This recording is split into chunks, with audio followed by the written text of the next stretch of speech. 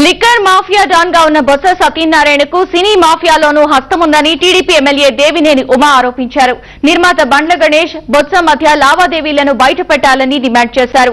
బొత్స పేరు చెప్పి బండ్ల గణేష్ తోటి నిర్మాతలను బెదిరిస్తున్నా పోలీసులు ఎందుకు పట్టించుకోవడం లేదని ఉమా ప్రశ్నించారు. తిరుమలలో మాయమైన విలువైన వజ్రాలు జగన్ ఖజానాకు చేరాయని ఆ వ్యవహారంపై విచారణ జరపాలని ప్రభుత్వాన్ని డిమాండ్ చేశారు.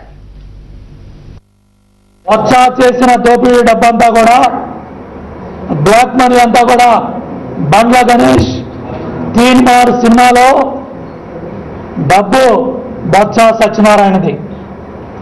ఈ దోపిడీ చేసిన డబ్బు కేబినెట్ మంత్రిగా పిసిసి అధ్యక్షుడిగా ఈ రాష్ట్ర ప్రజల సొమ్ముని దోచుకొని బొత్స సత్యనారాయణ సినిమాలు చూపిస్తావా?